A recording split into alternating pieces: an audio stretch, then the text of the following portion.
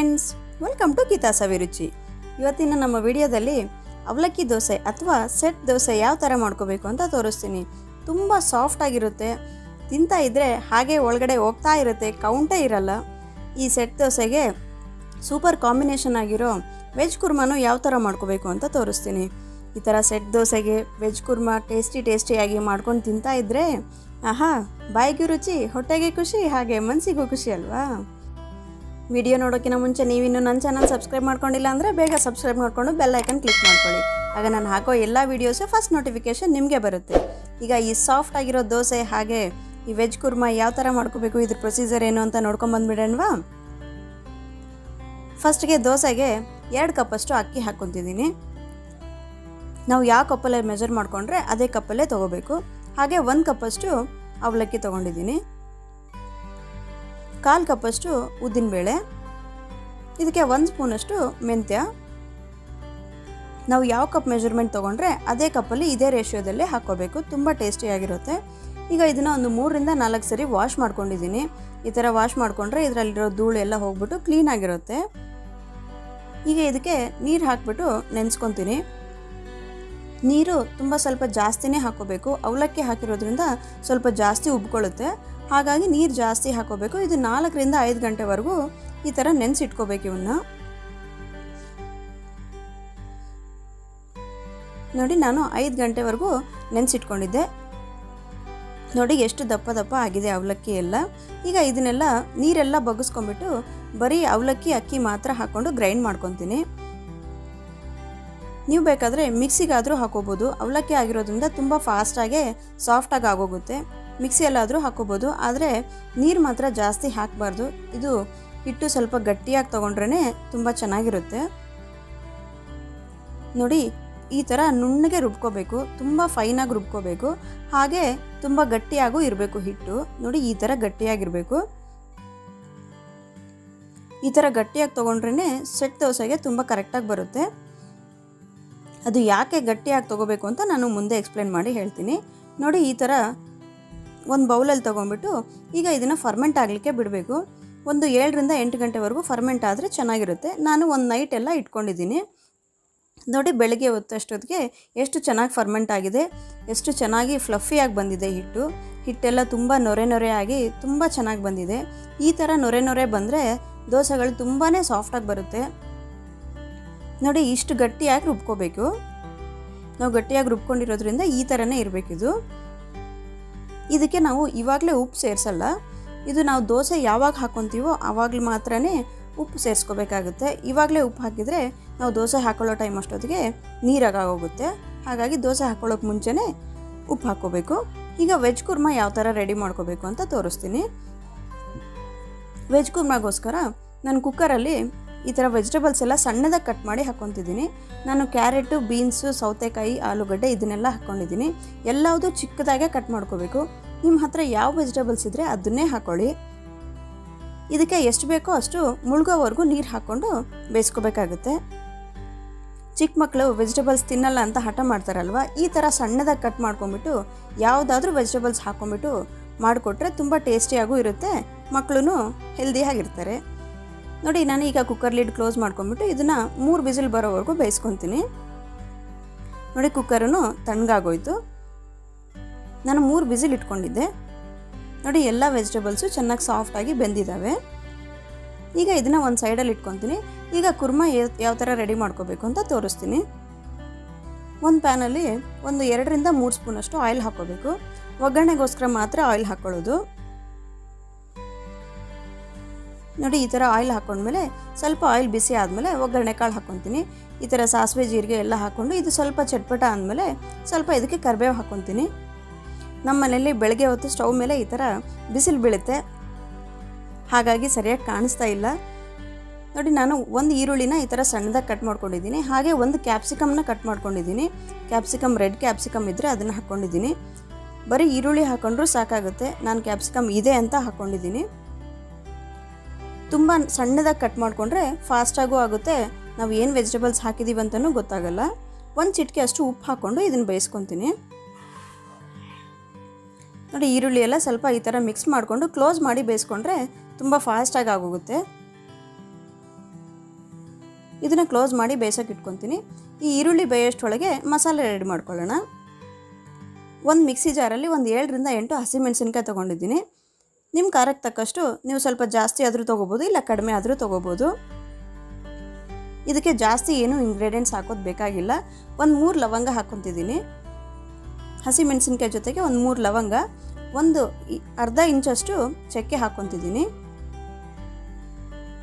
ಕಡಿಮೆ ಇಂಗ್ರೀಡಿಯೆಂಟ್ಸಿಂದ ತುಂಬ ಟೇಸ್ಟಿಯಾಗಿ ರೆಡಿ ಆಗುತ್ತೆ. ನೀವು ಬೇಕಾದರೆ ಇದರಲ್ಲಿ ಸ್ವಲ್ಪ ಶುಂಠಿ ಬೆಳ್ಳುಳ್ಳಿನೂ ಹಾಕೋಬೋದು. 2 ಮೊಗ್ಗು ಹಾಕ್ಕೊತಿದ್ದೀನಿ.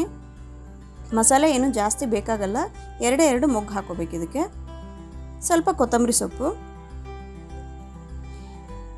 ಒಂದು 1/4 ಸ್ಪೂನಷ್ಟು ಅರಿಶಿನ ಪುಡಿ ಹಾಕ್ಕೊತಿದ್ದೀನಿ. ಈಗ ಇದಕ್ಕೆ ಎಷ್ಟು ಬೇಕೋ ಅಷ್ಟು ನೀರು ಹಾಕ್ಕೊಂಬಿಟ್ಟು ಇದನ್ನು ಫೈನ್ ಪೇಸ್ಟಾಗಿ ಗ್ರೈಂಡ್ ಮಾಡ್ಕೋಬೇಕು. ತುಂಬ ನುಣ್ಣಗೆ ಮಾಡ್ಕೋಬೇಕು. ಚಕ್ಕೆ ಎಲ್ಲ ಬಾಯಲ್ಲಿ ಬರ್ದಂಗೆ ನುಣ್ಣಗೆ ಮಾಡ್ಕೋಬೇಕು. ನೋಡಿ, ಈ ಥರ ಫೈನ್ ಪೇಸ್ಟಾಗಿ ಮಾಡಿಕೊಂಡು ಈಗ ಇದನ್ನು ಒಂದು ಸೈಡಲ್ಲಿ ಇಟ್ಕೊತೀನಿ. ಈಗ ಈರುಳ್ಳಿ ಬೆಂದಿದೆನೋ ಇಲ್ಲೋ ಅಂತ ನೋಡೋಣವಾ. ನೋಡಿ, ಈರುಳ್ಳಿನೂ ಚೆನ್ನಾಗಿ ಬೆಂದಿದೆ, ತುಂಬ ಸಾಫ್ಟಾಗಿ ಆಗೋಗಿದೆ. ಈರುಳ್ಳಿ ಕ್ಯಾಪ್ಸಿಕಮ್ ಎಲ್ಲ ಮೆತ್ತಗಾಗೋಗಿದೆ. ಈಗ ಇದಕ್ಕೆ ಒಂದು 4 ಟೊಮೆಟೊಸು ಹೀಗೆ ಚಿಕ್ಕದಾಗಿ ಕಟ್ ಮಾಡಿಕೊಂಡು ಹಾಕ್ಕೊತೀನಿ. ಈ ಥರ ನಾಟಿ ಟೊಮೆಟೊ ಆದರೆ 4 ಸಾಕಾಗುತ್ತೆ. ಹೈಬ್ರಿಡ್ ಟೊಮೆಟೊ ತೊಗೊಂಡ್ರೆ ಇನ್ನೂ 1-2 ಜಾಸ್ತಿ ಹಾಕೋಬೇಕಾಗುತ್ತೆ. ಈ ಟೊಮೆಟೊಯಿಂದನೇ ಹುಳಿ ತುಂಬ ಟೇಸ್ಟಿಯಾಗಿರುತ್ತೆ ಇದರಲ್ಲಿ. ಈಗ ಈ ಟೊಮೆಟೊಸ್ ಎಲ್ಲ ಸಾಫ್ಟ್ ಆಗೋವರೆಗೂ ಬೇಯಿಸ್ಕೋಬೇಕಾಗುತ್ತೆ. ಇದನ್ನು ಮತ್ತೆ ಕ್ಲೋಸ್ ಮಾಡಿಕೊಂಡು ಬೇಯಿಸ್ಕೊತೀನಿ. ನೋಡಿ, ಟೊಮ್ಯಾಟೋಸೂ ತುಂಬ ಫಾಸ್ಟಾಗಿ ಆಗೋಯ್ತು. ಒಂದು 2ರಿಂದ 3 ನಿಮಿಷ ಆದರೆ ಟೊಮ್ಯಾಟೋಸ್ ಎಲ್ಲ ಫ್ರೈ ಆಗೋಗುತ್ತೆ. ಈಗ ನಾವು ರುಬ್ಕೊಂಡಿರೋ ಮಸಾಲೆ ಎಲ್ಲ ಹಾಕ್ಕೊತೀನಿ ಇದಕ್ಕೆ. ಈ ಮಸಾಲೆಗೆ ಬೇಕಿದ್ರೆ ನೀವು ಶುಂಠಿ ಬೆಳ್ಳುಳ್ಳಿ ಪೇಸ್ಟನ್ನು ಹಾಕೋಬೋದು. ಈಗ ಈ ಮಸಾಲೆ ಹಸಿ ವಾಸನೆ ಎಲ್ಲ ಹೋಗೋವರೆಗೂ ಚೆನ್ನಾಗಿ ಫ್ರೈ ಮಾಡ್ಕೋಬೇಕು. ಈಗ ರುಚಿಗೆ ತಕ್ಕಷ್ಟು ಉಪ್ಪು ಹಾಕ್ಕೊತೀನಿ. ಈ ಮಸಾಲೆಯಲ್ಲಿರೋ ಹಸಿ ವಾಸನೆ ಎಲ್ಲ ಹೋಗ್ಬಿಟ್ಟು ಚೆನ್ನಾಗಿ ಫ್ಲೇವರ್ ಬರೋವರೆಗೂ ಫ್ರೈ ಮಾಡ್ಕೋಬೇಕಾಗುತ್ತೆ.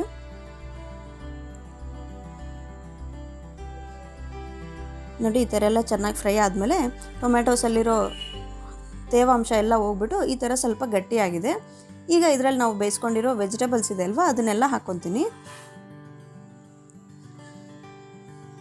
ನೋಡಿ, ವೆಜಿಟೇಬಲ್ಸು ಈರುಳ್ಳಿ ಟೊಮ್ಯಾಟೋಸ್ ಎಲ್ಲ ಸಣ್ಣದಾಗಿ ಕಟ್ ಮಾಡ್ಕೊಂಡಿರೋದ್ರಿಂದ ಇದರಲ್ಲಿ ಏನು ವೆಜಿಟೇಬಲ್ಸ್ ಹಾಕಿದ್ದೀವಿ ಅಂತ ಗೊತ್ತೇ ಆಗೋಲ್ಲ.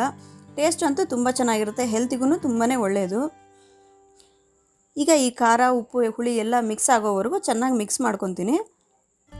ಈಗ ಇದಕ್ಕೆ ಸ್ವಲ್ಪ ಗ್ರೇವಿ ಥರ ಬರಬೇಕು ಅಲ್ವಾ, ಹಾಗಾಗಿ ಒಂದು 2 ಸ್ಪೂನಷ್ಟು ಕಡಲೆಬೇಳೆ ಹಿಟ್ಟು ತೊಗೊಂಡಿದ್ದೀನಿ. ಇದನ್ನು ಸ್ಲರ್ರಿ ಥರ ರೆಡಿ ಮಾಡ್ಕೋಬೇಕು. ಒಂದು 2ರಿಂದ 3 ಸ್ಪೂನಷ್ಟು ನೀರು ಹಾಕ್ಕೊಂಡು ಇದರಲ್ಲಿ ಉಂಡೆಗಳಿಲ್ದಂಗೆ ಚೆನ್ನಾಗಿ ಮಿಕ್ಸ್ ಮಾಡ್ಕೋಬೇಕು. ನೋಡಿ, ಈ ಥರ ಈ ಕನ್ಸಿಸ್ಟೆನ್ಸಿಯಲ್ಲಿ ನುಣ್ಣಗೆ ಮಾಡ್ಕೋಬೇಕು. ಈಗ ಇದನ್ನೆಲ್ಲ ಇದರಲ್ಲಿ ಹಾಕ್ಕೊತೀನಿ. ಈ ಕಡಲೆಬೇಳೆ ಹಿಟ್ಟು ನೀರು ಹಾಕ್ಕೊಳ್ಳೋದ್ರಿಂದ ಈ ವೆಜ್ ಕುರ್ಮಾ ತುಂಬ ಥಿಕ್ಕಾಗಿ ಗ್ರೇವಿ ಥರ ಚೆನ್ನಾಗಿರುತ್ತೆ. ಈಗ ಈ ಕಡಲೆಬೇಳೆ ಹಿಟ್ಟಲ್ಲಿರೋ ಹಸಿ ವಾಸನೆ ಎಲ್ಲ ಹೋಗೋವರೆಗೂ ಸ್ವಲ್ಪ ಗ್ರೇವಿ ಥರ ಥಿಕ್ಕಾಗಿ ಬರೋವರೆಗೂ ಬಾಯ್ಲ್ ಮಾಡ್ಕೋಬೇಕಾಗುತ್ತೆ. ನಮ್ಗೆ ಎಷ್ಟು ಬೇಕೋ ಅಷ್ಟು ನೀರು ಹಾಕ್ಕೊಂಡು ನಮಗೆ ಗ್ರೇವಿ ಕನ್ಸಿಸ್ಟೆನ್ಸಿ ನೋಡ್ಕೊಂಬಿಟ್ಟು ನೀರು ಹಾಕ್ಕೊಂಡು ಬೇಯಿಸ್ಕೋಬೇಕು. ನೋಡಿ, ಈ ಥರ ಸ್ವಲ್ಪ ಗಟ್ಟಿಯಾಗಿ ಬಂದರೆ ತುಂಬ ಚೆನ್ನಾಗಿರುತ್ತೆ. ದೋಸೆಗೆ ಹದ್ಕೊಂಡು ತಿನ್ನಲಿಕ್ಕೆ ಕರೆಕ್ಟಾಗಿರುತ್ತೆ. ಲಾಸ್ಟಲ್ಲಿ ಸ್ವಲ್ಪ ಕೊತ್ತಂಬರಿ ಸೊಪ್ಪು ಉದುರಿಸ್ಕೊತೀನಿ. ಈ ಕೊತ್ತಂಬರಿ ಸೊಪ್ಪು ಹಾಕ್ಕೊಂಡ್ಮೇಲೆ ಸ್ವಲ್ಪ ಕಲಿಸ್ಕೊಂಡು ಸ್ಟವ್ ಆಫ್ ಮಾಡ್ಕೋಬೇಕು.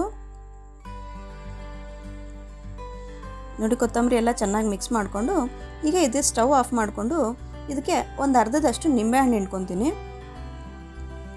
ಇದು ಬಾಯ್ಲ್ ಆಗಬೇಕಾದ್ರೆ ನಿಂಬೆಹಣ್ಣು ಹಾಕೋಬಾರ್ದು, ಅದರಲ್ಲಿರೋ ವಿಟಮಿನ್ಸ್ ಎಲ್ಲ ಹೋಗಿಬಿಡುತ್ತೆ. ಹಾಗಾಗಿ ಸ್ಟವ್ ಆಫ್ ಮಾಡ್ಕೊಂಡ್ಮೇಲೆ ಈ ನಿಂಬೆಹಣ್ಣು ರಸ ಹಾಕ್ಕೋಬೇಕು. ನಾವು ಆವಾಗಲೇ ಟೊಮ್ಯಾಟೋಸ್ ಹಾಕ್ಕೊಂಡಿದ್ರಿಂದ ಸ್ವಲ್ಪನೇ ನಿಂಬೆಹಣ್ಣು ಸಾಕಾಗುತ್ತೆ. ನೋಡಿ, ಗ್ರೇವಿ ರೆಡಿ ಆಗೋಯ್ತು. ಈಗ ದೋಸೆ ಯಾವ ಥರ ಹಾಕೋಬೇಕು ಅಂತ ತೋರಿಸ್ತೀನಿ. ನೋಡಿ, ನಾವು ದೋಸೆ ಹಿಟ್ಟಿಗೆ ಉಪ್ಪು ಹಾಕ್ಕೊಂಡಿರಲಿಲ್ಲಲ್ವ, ಈಗ ದೋಸೆ ಹಾಕ್ಕೊಳ್ಳೋಕೆ ಮುಂಚೆನೇ ಈ ಥರ ರುಚಿಗೆ ತಕ್ಕಷ್ಟು ಉಪ್ಪು ಹಾಕ್ಕೋಬೇಕು. ಈ ಉಪ್ಪು ಹಾಕ್ಕೊಂಬಿಟ್ಟು ಇದು ನೀಟಾಗಿ ಮಿಕ್ಸ್ ಮಾಡ್ಕೋಬೇಕು. ಮೊದಲೇ ಹಾಕಿದರೆ ದೋಸೆ ಹಿಟ್ಟು ತುಂಬ ನೀರಾಗಿ ಆಗೋಗುತ್ತೆ. ನಾವು ಗಟ್ಟಿಯಾಗಿ ಕಲಿಸ್ಕೊಂಡಿದ್ದೀವಲ್ವ, ಅದು ಹಾಗೆ ಗಟ್ಟಿಯಾಗಿರಬೇಕು ಅಂದರೆ ಉಪ್ಪು ಲಾಸ್ಟ್ ಸ್ಟೇಜಲ್ಲೇ ಹಾಕ್ಕೋಬೇಕು. ದೋಸೆ ಹಾಕ್ಕೊಳ್ಳೋಕೆ ಮುಂಚೆನೇ ಹಾಕ್ಕೋಬೇಕು. ನೋಡಿ, ಈ ಕನ್ಸಿಸ್ಟೆನ್ಸಿಯಲ್ಲಿ ಇರಬೇಕು ದೋಸೆ ಹಿಟ್ಟು. ಈಗ ದೋಸೆ ಹಂಚು ಚೆನ್ನಾಗಿ ಬಿಸಿ ಆದಮೇಲೆ ಇದ್ರ ಮೇಲೆ ಸ್ವಲ್ಪ ನೀರು ಚಿಮ್ಸ್ಕೊಂಡು ಈ ಹಂಚೆಲ್ಲ ನೀಟಾಗಿ ಒರೆಸ್ಕೋಬೇಕು. ಇದ್ರ ಮೇಲೆ ಸ್ವಲ್ಪನೂ ಆಯಿಲ್ ಇಲ್ದಂಗೆ ಒರೆಸ್ಕೋಬೇಕು. ಈಗ ಇದರಲ್ಲಿ ಒಂದು 2 ಸೌಟಷ್ಟು ದೋಸೆ ಹಿಟ್ಟು ಹಾಕ್ಕೊತೀನಿ. ಜಾಸ್ತಿ ಸ್ಪ್ರೆಡ್ ಮಾಡ್ಕೋಬಾರ್ದು, ಸ್ವಲ್ಪನೇ ಈ ಥರ ಸ್ಪ್ರೆಡ್ ಮಾಡಿಕೊಂಡ್ರೆ ಸ್ವಲ್ಪ ದಪ್ಪದಾಗಿ ಹಾಕ್ಕೋಬೇಕು ದೋಸೆ ಹಿಟ್ಟನ್ನ. ನೋಡಿ ಗುಳ್ಳೆ ಗುಳ್ಳೆ ಎಷ್ಟು ಚೆನ್ನಾಗಿ ಬರ್ತಾ ಇದೆ ಅಲ್ವಾ? ಈ ಥರ ಬಂದರೆ ತುಂಬ ಸಾಫ್ಟಾಗಿ ಬರುತ್ತೆ. ಇದ್ರ ಮೇಲೆ 1 ಸ್ಪೂನಷ್ಟು ಆಯಿಲ್ ಹಾಕ್ಕೊಂಡು ಇದನ್ನು ಕ್ಲೋಸ್ ಮಾಡಿ ಬೇಯಿಸ್ಕೋಬೇಕು. ನೋಡಿ ಈ ಥರ ಕ್ಲೋಸ್ ಮಾಡಿ ಬೇಯಿಸ್ಕೊಳ್ಳೋದ್ರಿಂದ ಆ ಸ್ಟೀಮಿಂದ ದೋಸೆ ಹಿಟ್ಟು ಮೇಲ್ಗಡೆನೂ ಚೆನ್ನಾಗಿ ಬೆಂದ್ಬಿಡುತ್ತೆ. ದೋಸೆ ಸ್ವಲ್ಪ ದಪ್ಪ ಹಾಕ್ಕೊಂಡಿರೋದ್ರಿಂದ ಆ ಸ್ಟೀಮಿಂದ ಕ್ಲೋಸ್ ಮಾಡಿನೇ ಬೇಯಿಸ್ಕೋಬೇಕಾಗುತ್ತೆ. ನೋಡಿ ಈ ಥರ ಕ್ಲೋಸ್ ಮಾಡಿರೋದ್ರಿಂದ ಮೇಲ್ಗಡೆ ಎಲ್ಲ ಎಷ್ಟು ಸಾಫ್ಟಾಗಿ ಚೆನ್ನಾಗಿ ಬೆಂದಿದೆ, ಹಿಟ್ಟಿಟ್ಟು ಇಲ್ದಂಗೆ ಕರೆಕ್ಟಾಗಿದೆ. ನೀವು ಬೇಕಾದರೆ ಫ್ಲಿಪ್ ಮಾಡ್ಕೊಂಡಾದರೂ ಸರ್ವ್ ಮಾಡ್ಕೋಬೋದು. ನನಗೆ ಕೆಳಗಡೆ ಸ್ವಲ್ಪ ಗೋಲ್ಡ್ ಕಲರ್ ಬಂದರೆ ಸಾಕು. ಕ್ಲೋಸ್ ಮಾಡ್ಕೊಂಬಿಟ್ಟು ಬೇಯಿಸ್ಕೊಂಡಿರೋದ್ರಿಂದ ಮೇಲ್ಗಡೆ ಸಾಫ್ಟಾಗಿ ಹಾಗೇ ಇರುತ್ತೆ. ನೋಡಿ ದೋಸೆ ಎಷ್ಟು ಫಾಸ್ಟಾಗಿ ರೆಡಿ ಆಗೋಯ್ತಲ್ವ. ಈಗ ಇದನ್ನು ಸರ್ವ್ ಮಾಡ್ಕೊಂಬಿಡ್ತೀನಿ. ದೋಸೆ ಅಂತೂ ತುಂಬಾ ಸಾಫ್ಟಾಗಿ ಬರುತ್ತೆ. ನೀವು ಖಂಡಿತ ಒಂದ್ಸರಿ ಮನೇಲಿ ಟ್ರೈ ಮಾಡಿಬಿಟ್ಟು ನಿಮ್ಗೆ ಯಾವ ಥರ ಬಂದಿದೆ ಅಂತ ನನಗೆ ಕಮೆಂಟ್ ಮಾಡಿ ತಿಳಿಸಿ. ನೀವು ಎಷ್ಟು ದೋಸೆ ತಿಂದಿರಾ ಅಂತಲೂ ಕಮೆಂಟ್ ಮಾಡಿ ತಿಳಿಸಿ. ಈಗ ಈ ದೋಸೆ ಎಷ್ಟು ಸಾಫ್ಟಾಗಿ ಬಂದಿದೆ ಅಂತ ನಾನು ನಿಮಗೆ ತೋರಿಸ್ತೀನಿ. ನೋಡಿ ದೋಸೆ ಕೈಯಲ್ಲಿ ತೊಗೊಂಡ್ರೆ ಎಷ್ಟು ಸಾಫ್ಟಾಗಿದೆ ಅಂದರೆ ಹತ್ತಿ ತೊಗೊಂಡಂಗಿದೆ. ಇದನ್ನು ಮುರಿಯೋದಕ್ಕೂ ಸ್ವಲ್ಪ ಹೀಗಂದರೆ ಎಷ್ಟು ಈಸಿಯಾಗಿ ಕಟ್ಟಾಗಿ ಹೋಗ್ತಾ ಇದೆ ದೋಸೆ. ಹಾಗೆ ಈ ವೆಜ್ ಕುರ್ಮಾ ಕೂಡ ಜಾಸ್ತಿ ಇಂಗ್ರೀಡಿಯೆಂಟ್ಸೂ ಹಾಕಿಲ್ಲ, ಮಸಾಲೆನೂ ಜಾಸ್ತಿ ಇಲ್ಲ, ಹಾಗೆ ಹೆಲ್ದಿಯಾಗಿಯೂ ಮಾಡ್ಕೊಂಡಿದ್ದೀವಿ. ನೋಡಿದ್ರಲ್ಲ ಫ್ರೆಂಡ್ಸ್, ಸೆಟ್ ದೋಸೆ ಹಾಗೂ ಈ ವೆಜ್ ಕುರ್ಮಾ ಎಷ್ಟು ಈಸಿ ಅಲ್ವಾ ಮಾಡೋದು. ನಿಮಗೆ ಈ ವಿಡಿಯೋ ಇಷ್ಟ ಆಗಿದ್ರೆ ದಯವಿಟ್ಟು ಒಂದು ಲೈಕ್ ಮಾಡಿ. ನೀವಿನ್ನೂ ಸಬ್ಸ್ಕ್ರೈಬ್ ಮಾಡ್ಕೊಂಡಿಲ್ಲ ಅಂದರೆ ಬೇಗ ಸಬ್ಸ್ಕ್ರೈಬ್ ಮಾಡಿಕೊಂಡು ಬೆಲ್ಲೈಕನ್ನ ಕ್ಲಿಕ್ ಮಾಡ್ಕೊಳ್ಳಿ. ಮತ್ತಷ್ಟು ಒಳ್ಳೊಳ್ಳೆ ರೆಸಿಪಿಗಳೊಂದಿಗೆ ಮತ್ತೆ ಭೇಟಿಯಾಗೋಣ ಫ್ರೆಂಡ್ಸ್. Thanks for watching.